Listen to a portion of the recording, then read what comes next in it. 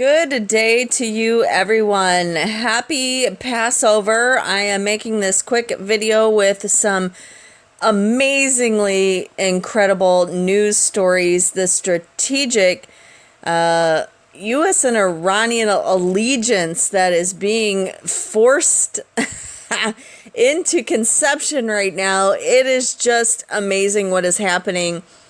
Israel is going to act on changing Iran's regime, and this is going to take part in the Jeremiah chapter 49 through 52 of what God is going to do in Iran, but he will save the Iranian people at the end of all of this. The official announcement has not yet come, but it does appear that the U.S.-led diplomatic ensemble in Vienna has succeeded in persuading Iran to accept 90 to 130 billion, that is with a B, boy, folks, in sanctions relief, as well as international legitimacy for its nuclear program.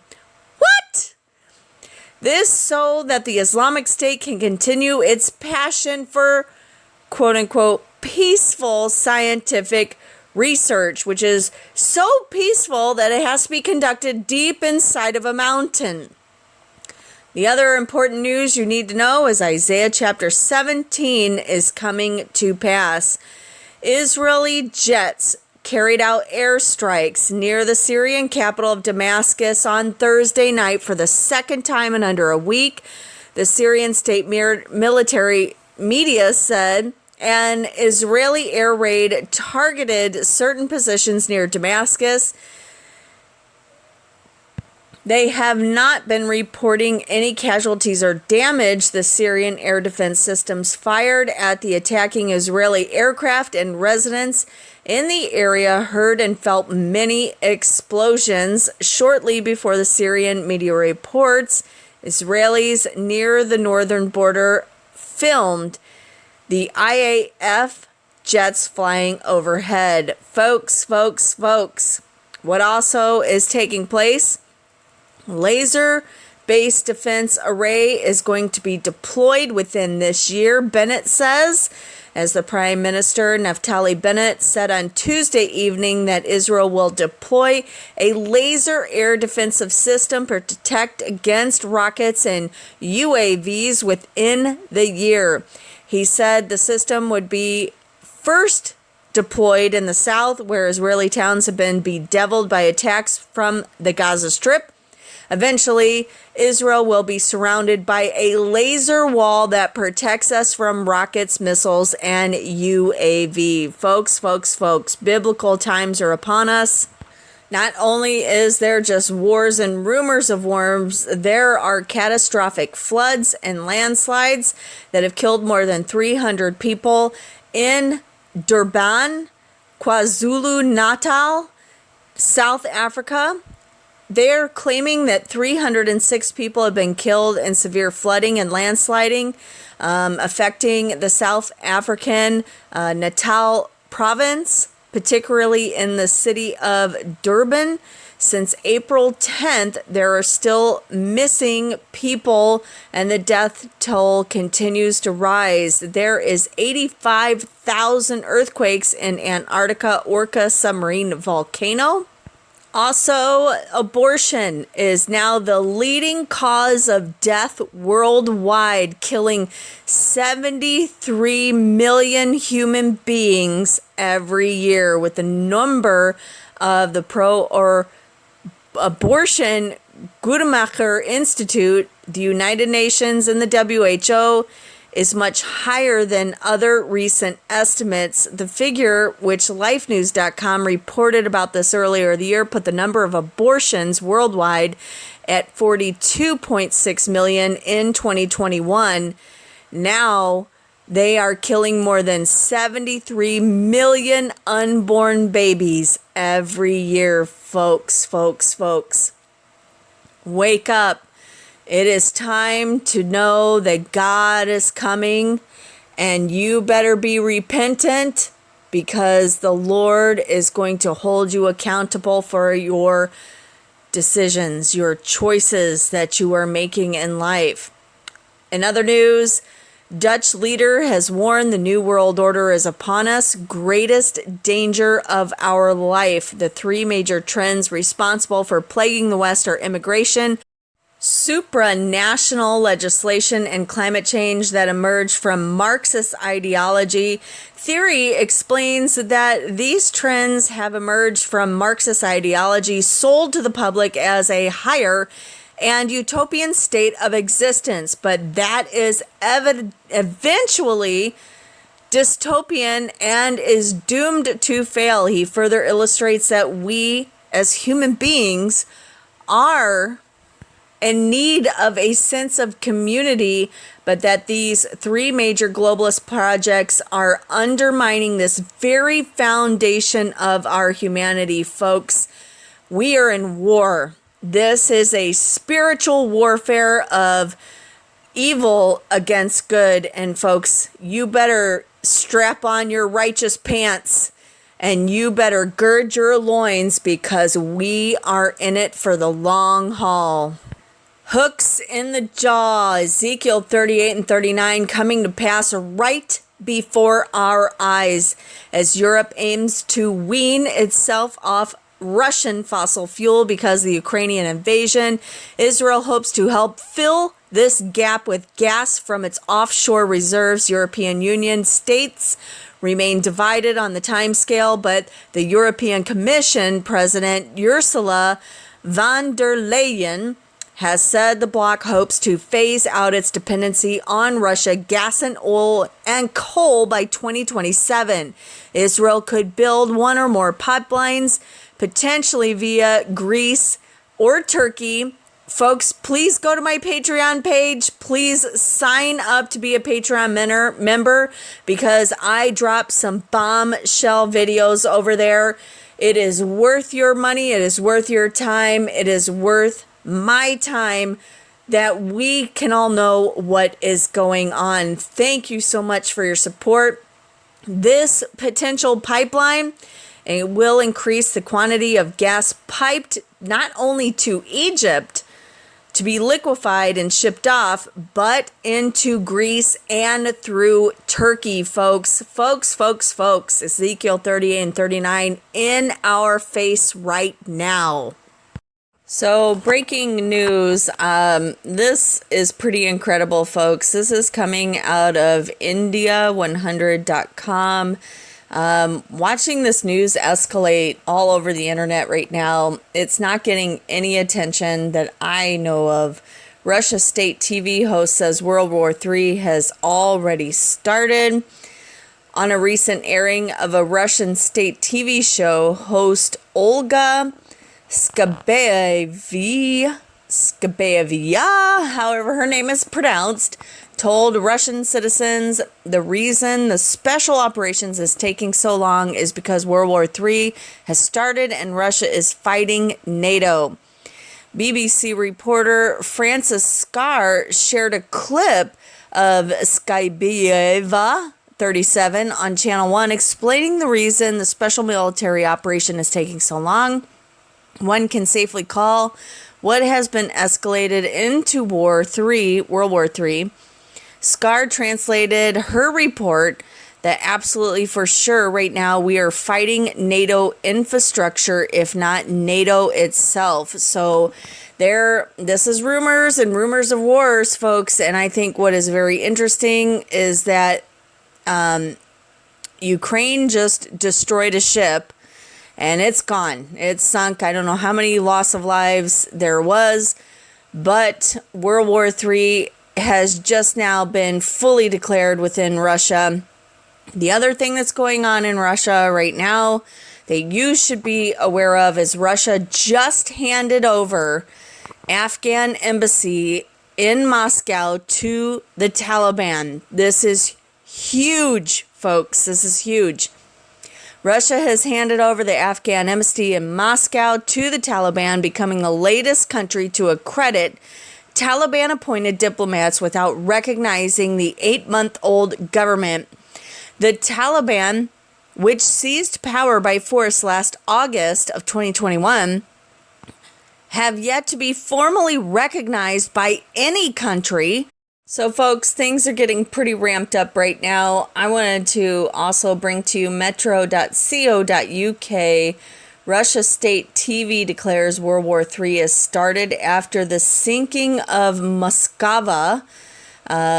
You can watch this video if you like. It is still posted up on Google.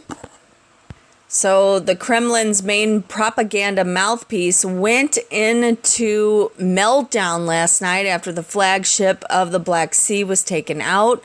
Officials have refused to acknowledge Ukraine's claims it struck the ship with cruise missiles, an operation which would have been one of Kyiv's biggest military successes since the invasion began.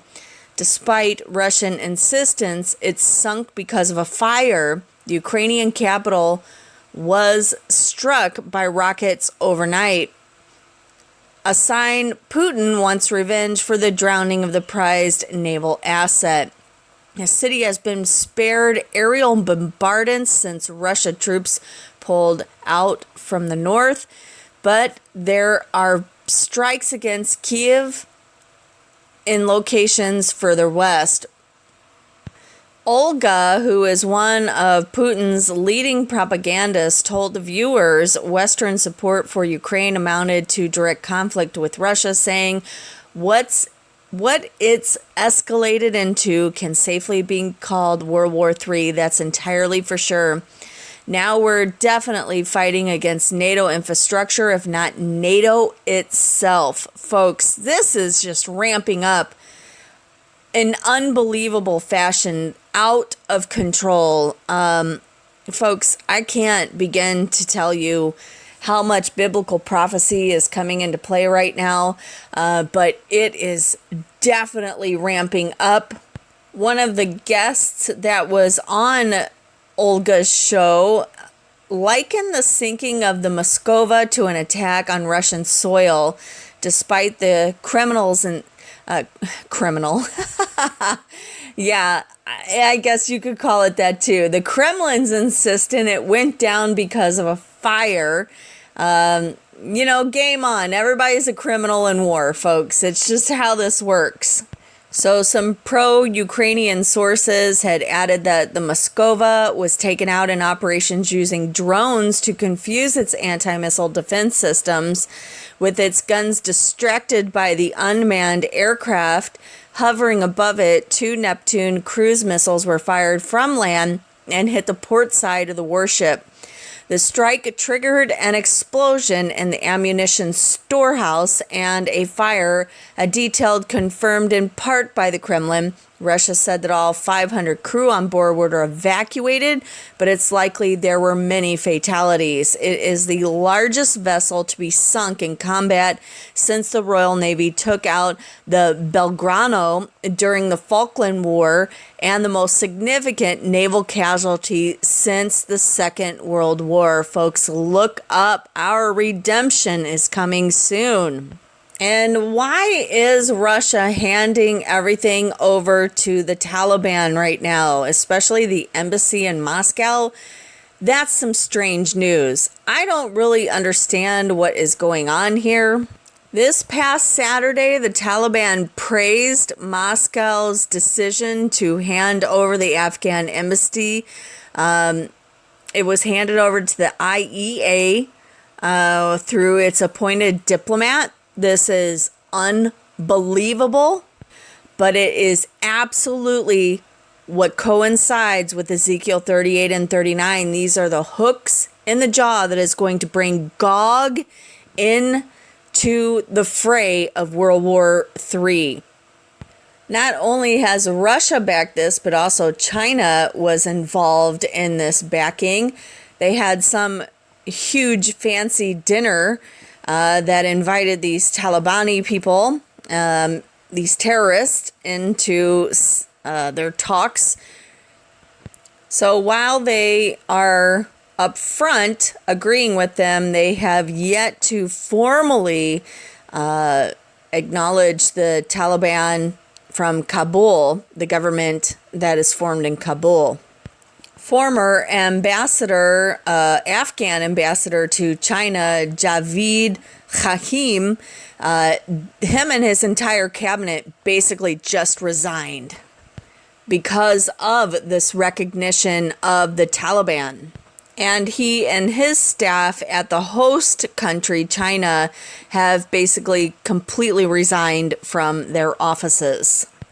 The Afghan ambassador to Tajikistan, Mohammad Zahir Akbar, has basically stated that the Taliban has no legitimacy. They are not recognized as a government, as a political power structure, should I say.